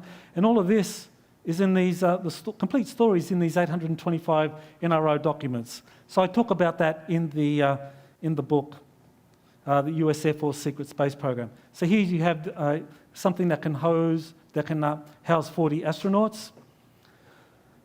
So what does the future of Space Force hold for us? What can we expect? After the creation of the Department of Space Force, the US Navy will relinquish control of its deep space assets. Space Force, like Solar Warden, will become increasingly a multinational effort performing defence, scientific and humanitarian missions. So I think Space Force is something that is going to grow, it's going to evolve, and more advanced technologies are going to be revealed as more and more of the patents and the feasibility studies that led to the building of these craft are going to be released so that all of this can be rebuilt. The reinvention of the wheel. Will Space Force lead to ET disclosure? Okay, so this is where I began. To prevent a legitimacy crisis, you want to make the appearance of advanced spacecraft occupied by extraterrestrials to become so mundane that people just look up, oh, that's just Space Force. Oh, it's a Space Force, Space Force. Next year's July parade, or the July 4th parade at the Washington Mall, you see the Air Force and the Navy with their F-22s and F-35, and Space Force drops a flying triangle or flying rectangle from space. Oh, it's okay, no big deal. But it's important because that will enable the announcement of extraterrestrial life to be made without a legitimacy crisis, without people losing public confidence in the military to defend them from hostile extraterrestrials. And there are a lot of people that believe some extraterrestrials are hostile, and some are, but many aren't. But the thing is, it's the ones that do constitute a threat that are the ones that would probably get wall-to-wall coverage by the deep state-run media to kind of hype up the fear element. So here's a document that was released in June 14. It was a majestic document that belonged to the Defence Intelligence Agency. It was a briefing document, and it disclosed the existence of Nordic extraterrestrials, human-looking extraterrestrials that existed and that they were depicted as friends. So this is a document that was released. If you want to find out more about that, there's the article on my website. And in that document, it talks about 4 different categories of extraterrestrials, but I'm just going to read the first category because that's the one that is really important for us at this moment.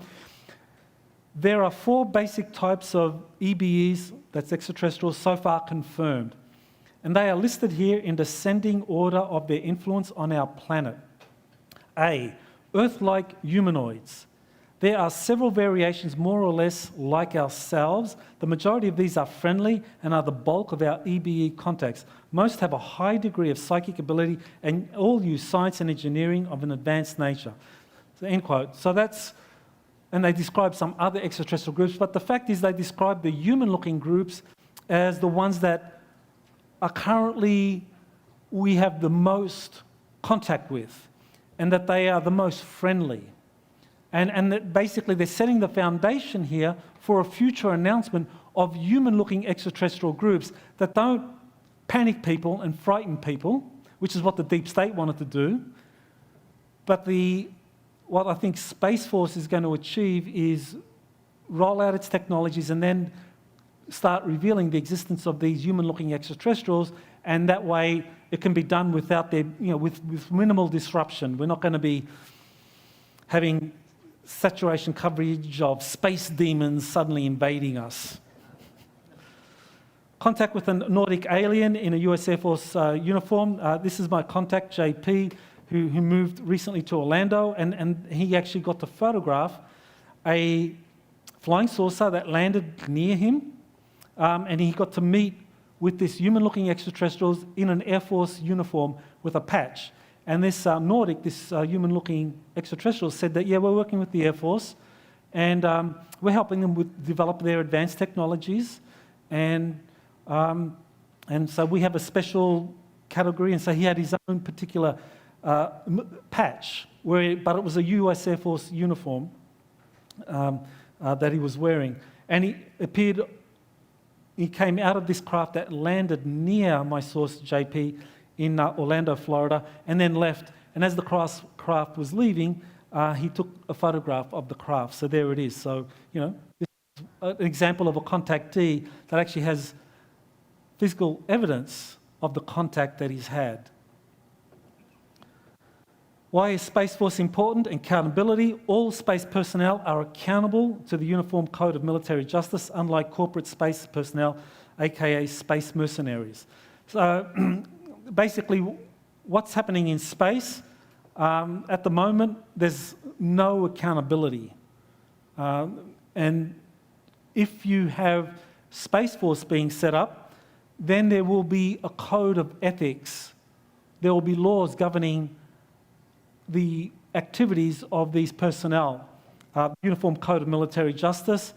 And while the application of the USMJ is kind of like not consistent and patchy, and a lot of military personnel get away with murder. Julian Assange is being prosecuted for basically revealing that these Air Force guys massacred a bunch of Iraqi civilians and journalists. They're not being prosecuted. Assange and Manning were prosecuted, or Assange is subject to being prosecuted. But the potential is for the USMJ to be something that can be applied. So the potential is there, and we need to make it work better, and the military has to make it work better. So there's accountability, and in space as well, as opposed to corporate activities where there is no ethics, there is no code of conduct which is in any way something that is rigorous and can be applied in a consistent manner. And so many of these corporate personnel operate like space mercenary. Transparency, it's another reason why Space Force is important. Freedom of Information Act applies to all Space Force activities. So, if you want to know what's happening on the moons of Jupiter, like Ganymede, if there's some strange activity that's going on with Space Force, is Space Force shooting the inhabitants of Ganymede or something? You can put in a Freedom of Information Act request. What's Space Force doing on Ganymede? We want the truth. But if it's just corporations that are doing things out in space, you have no Freedom of Information Act request. So Space Force is helpful for that as well. Curb the power of corporations in space. Corporations run without transparency, accountability. They block access to DoD officials and have been directly involved in a galactic slave trade. I'll talk about both of those things very quickly. The Admiral Wilson leaked UFO document, so there's an article there where I talk about how a corporation running an unacknowledged special access program denied access to the Vice Director of the Joint Chiefs of Staff, who was also the Vice Director of the Defence Intelligence Agency at the time. Thomas Wilson, who was a Rear Admiral upper second class at the time, was denied access by a corporation to an unacknowledged special access program that was being wholly funded by the Pentagon. That's fascism. So, right there you have a big problem. So corporations have no transparency. Even senior Pentagon officials are not given access. And what's going on in deep space? Corporations are involved in a galactic slave trade. Siemens Corporation built billions in 1989. The Siemens Corporation built billions of RFID tracking chips. They set up a shell company somewhere near San Francisco. It was set up for 1 year, and in that 1 year, it created 1 billion RFID tracking chips, and those tracking chips were shipped off. The Shell Corporation just vanished, and those tracking chips were specifically designed for tracking people. Why would a corporation like Siemens need billions of RFID tracking chips designed to track people? Galactic slave trade, anyone? Millions of people every year going missing? And this has been going on for like 60 years now. Why is Space Force important? Disclosure. Space Force will trigger release of advanced technologies, and that will revolutionise the aerospace and the medical industry. So, as I said, we have white hats in the alliance, in the military, that are feeding us the information, encouraging whistleblowers like Corey Good, Bill Tompkins, and others to come forward, that are allowing documents to be released on these technologies that have been secretly developed and deployed in space, that are actually having patents released that will help us reinvent the wheel, because the deep state will not declassify these suppressed technologies. So we are being helped by the white hats. And Space Force will trigger the release of these advanced technologies. It will accelerate all of this disclosure. I think that's the real goal here. I think it's It'll revolutionise the aerospace industry and the medical industry. Imagine once they start dropping some of the patents for these kind of holographic healing chambers and the kind of electromagnetic healing technologies that have been secretly developed, where you can regenerate limbs, you can regrow organs. I mean, they can even clone entire bodies. And I mean, it's amazing what's been developed. But all of this stuff we are going to have revealed in the years ahead. Humanitarian assistance. Space Force, much more likely than corporations, to help Americans and the rest of humanity prepare for and escape catastrophic events associated with solar flares, pole shifts, etc. So you can actually, if these Space Force can kind of intervene and give assistance, and here's the kicker, these Tesla shields, these electromagnetic shields, they can protect from a solar flare. Imagine building these things to protect major urban centres. That technology exists to do this. You can actually protect cities from these solar flares. I mean, the patent actually says that this can be done, and Space Force can do this, can kind of like accelerate this process. So I kind of like hurried through the last few slides. Here's the Secret Space Program series of books. There's 4 in the set. Those are the first 3. And this is the most recent one that came out on May 21st. And I talk about everything I discussed here today is in this book. So you can find all the references in there and the sources. And so I have a bunch of copies. Hopefully they last. And I'll be happy to autograph them. So I think we have 10 minutes or so for questions. Cool.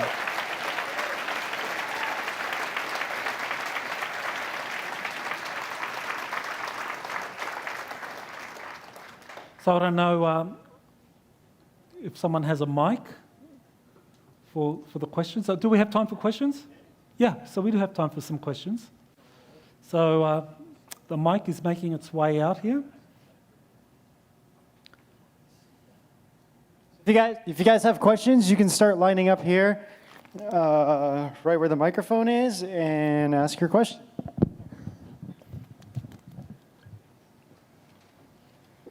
Hey, Doc. How you doing, buddy? Good, thank you. got a question about the ICC. Like, who controls the ICC, and who can? I mean, as far as like disclosure, they're leaking stuff down to, secret space and the corporations that we call governments. So, like, what kind of technology does the ICC have?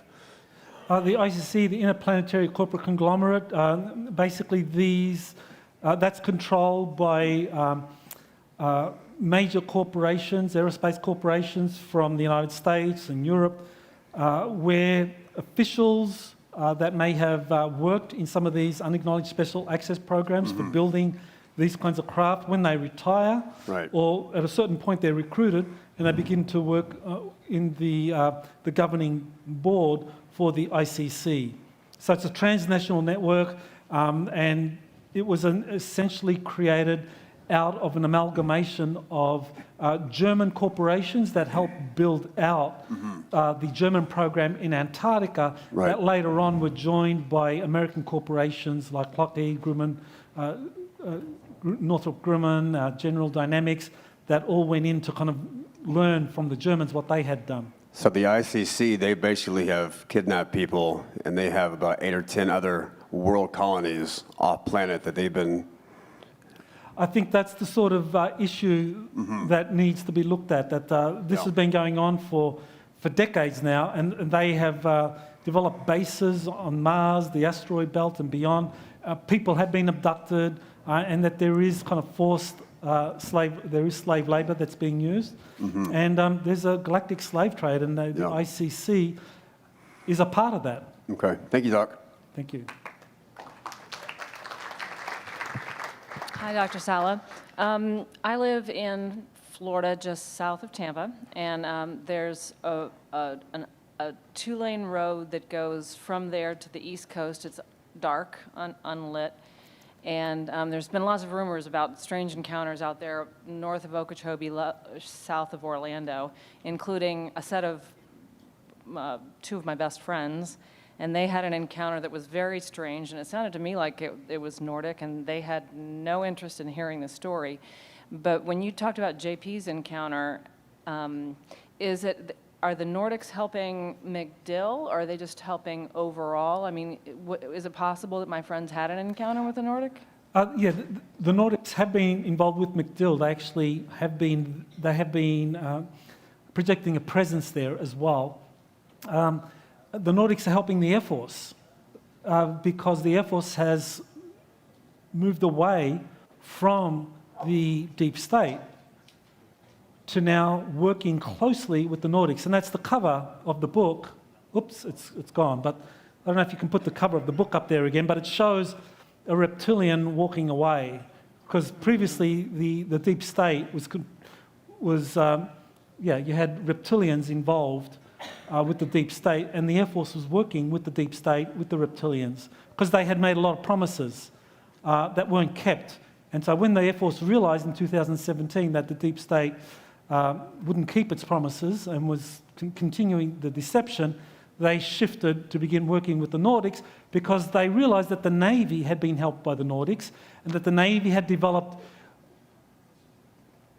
space battle groups that were far more advanced than anything that the Air Force had. So the Air Force realized that for their space program to advance, they had to begin working with these guys and started to clean up their act. And I think that's why the Air Force abandoned the deep state, and why they did things like shoot down the missile that was intended to start World War III, with that Hawaii attack.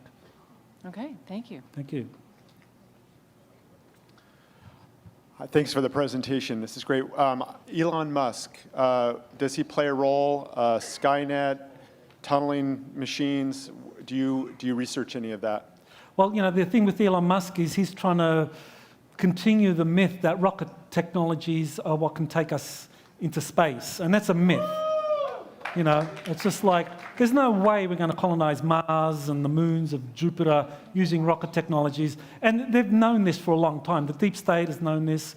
NASA knows this. These places have been colonized, but it's using these kind of warp drives, these kinds of quantum vacuum generating electromagnetic devices electrogravitics. That's the future of space colonization. Rockets is nonsense. And for Elon Musk to kind of like try and ramp up interest in rocket propulsion for colonizing Mars and getting to the moon again, I think it's kind of a sideshow. So real quick, we just had a quick question for from the live stream that we wanted to read out. Hey, Dr. Sala. So Christina Napar from our live stream audience would like to know, have you had any contact with extraterrestrials yourself?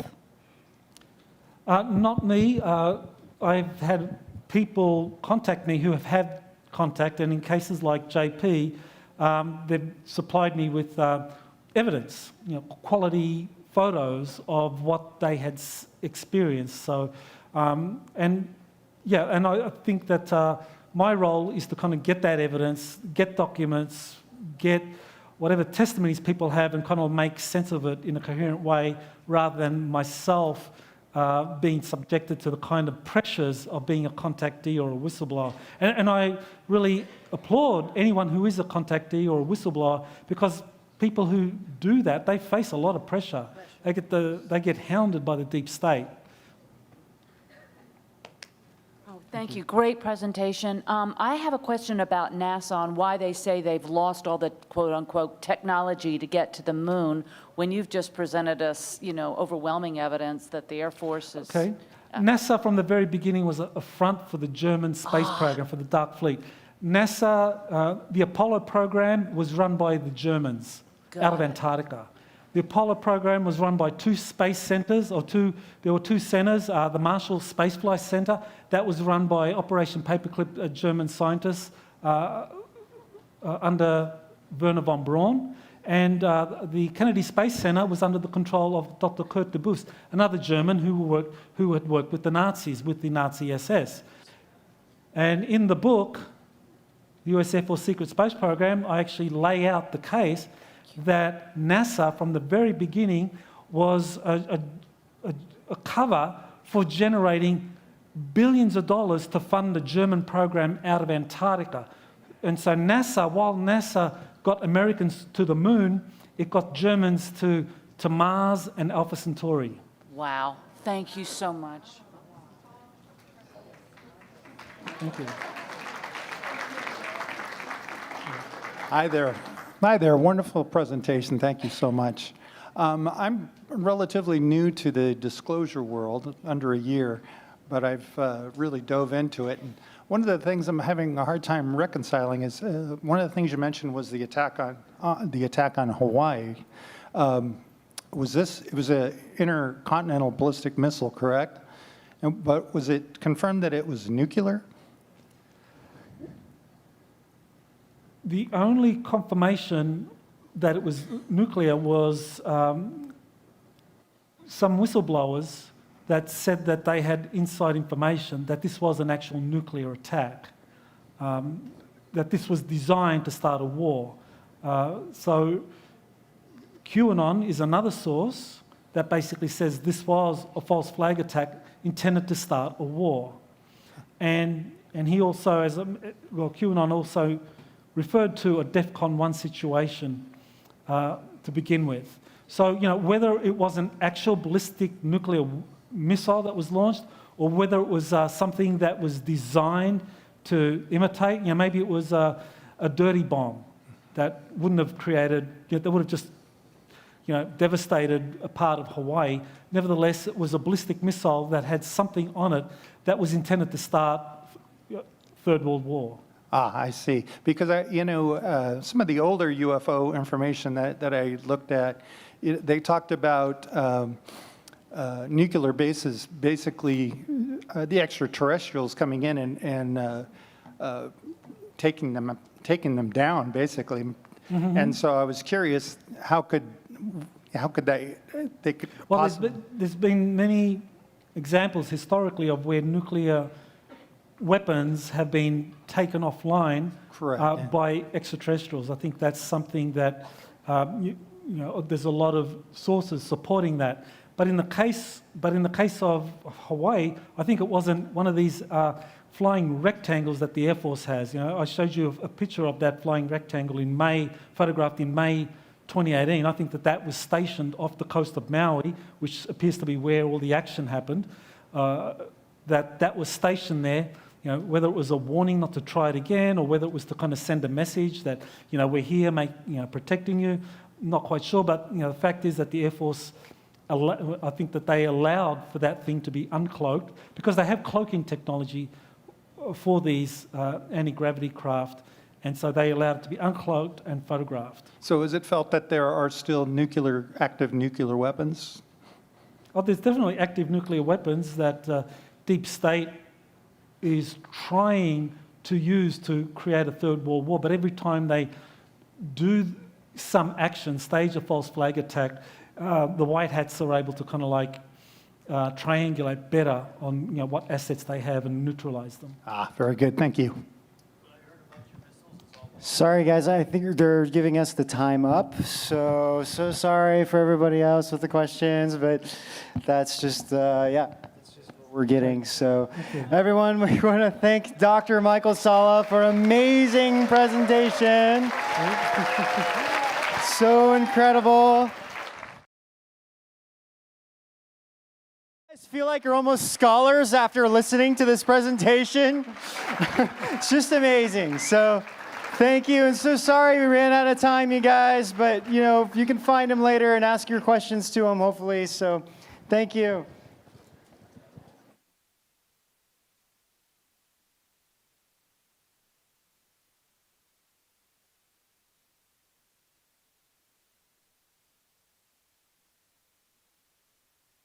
Now we'll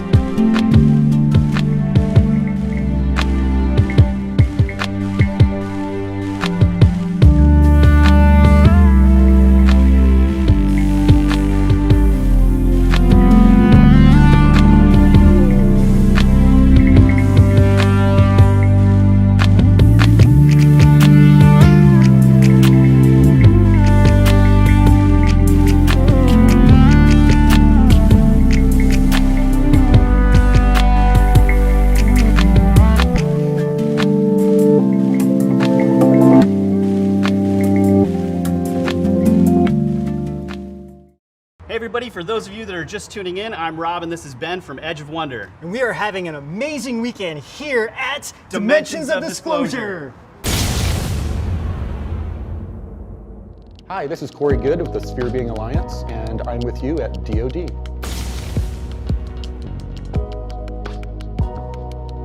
Well, Dimensions of Disclosure, we don't have corporate sponsors, different agendas behind it that are trying to guide the topics of disclosure and the esoteric community.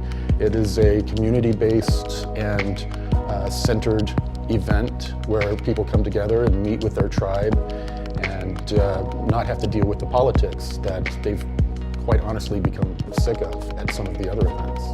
And another aspect is that we're completely uncensored. We don't tell any of the speakers what they can and cannot speak about, or if they speak about something that makes us uncomfortable, we don't do anything to try to censor them.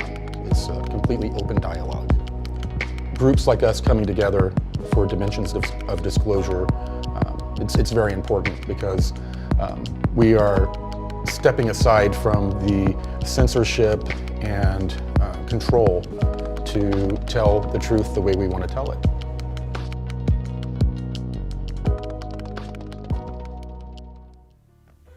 Everybody, we're backstage with none other than Dr. Sala right now. And Dr. Sala, I'm actually going to tell you a little bit about what was going on while you were upstage. It was a great presentation, by the way. But actually, the live stream was going crazy because people were seeing orbs around you while you were giving your presentation. Has that ever happened to you before while you were giving a presentation? Yeah, I went to a SETI in 2006. Oh no, 2006. Yeah, that's right. And gave a presentation, and yeah, there were people saw orbs around me. So that was in Mount Adams, and that was a high vibration place. So to have orbs showing up here is like, wow, we're really generating quite an energy field here. Dr. Sala has brought all the vibes, is what he's saying, basically. So hey, there's a lot of things that we could talk about right now, but I think the deep state can really suppress a lot of these technologies that you were talking about. So, why do you think we have to recreate the wheel? I mean, or do we? I mean, what do you think? Well, that's the critical thing here is that a lot of these advanced technologies that we want to be disclosed about secret space programs and the craft, the deep state has been blocking the declassification of these kinds of technologies. And so what we're witnessing right now is that the US Navy is actually having a lot of the patents that give details on how to develop these technologies being released into the public arena. And because they want us to reinvent the wheel, because they know that declassifying these technologies, would take like an act of God, like Ben Rich said. So, we need to reinvent the wheel so scientists, engineers, inventors can look at these Navy patents and say, okay, we can build this, and they can build it because the Navy has already built these technologies. So, we have a heads up, we have a head start.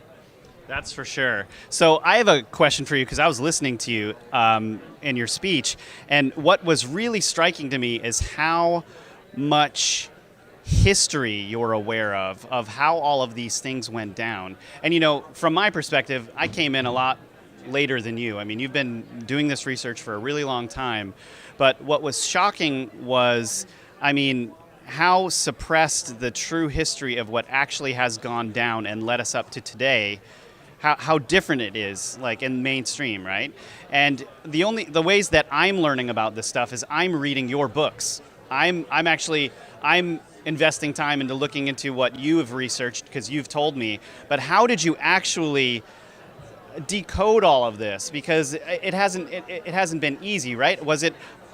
Obviously, it must have been a combination of things. But how did you get us here where we are today? Well, for me, it began in 1989 when I began researching international conflict, and that was my PhD program. My PhD thesis was on how to resolve international conflict using non-violent means. And so I was researching international conflict, how to resolve it, and that took me into this area where I found out about the deep state, how it manufactures international conflict as a way to mask their operations, how they raise trillions of dollars off the books to fund these secret space programs and to hide the existence of extraterrestrial life and to kind of like dumb down the population. So that was all an outgrowth of that research that began in 1989. So I've been working on this for 30 years now. That's amazing. And thank you so much for being here and your whole presentation. It's been awesome listening to you for the last couple of hours. Yep. You're welcome. All right. And have confidence that things are going to really change. All right. Thank you, everyone. Your search for truth and deeper meaning has led you here. Everyone in the UFO community is faced with how do you navigate a course through material that encompasses ancient civilizations, extraterrestrials, secret societies, and what is the relationship between those and the governance of our modern world? There is more to this reality than you are being told. A good starting point is to rethink everything that we thought we knew about history. We don't even know our own potential as human beings. I'm a researcher. I was an FBI special agent. I'm a secret space program whistleblower. Because of my unprecedented access in the programs, I was able to learn about an ancient race that they refer to as the older race. They are the most evolved extraterrestrial group that has ever been involved with humanity. They take a genetic approach to help them manage this great experiment, humanity. They also bring us various belief systems. Isn't it interesting? All of religious traditions, the Earth has end with a catastrophic event. We have this evidence hidden out in the open, but we don't ask the deeper questions. The CIA declassified a document that describes a cataclysmic series of events. The main message from these ETs are for us to prepare ourselves for this coming event. This so-called apocalypse is actually not gloom and doom. It's a rebirth. There will be a whole new beginning. Whoa, look at that, look at that! Insiders are telling me this will lead to some evolutionary leap in what it means to be human.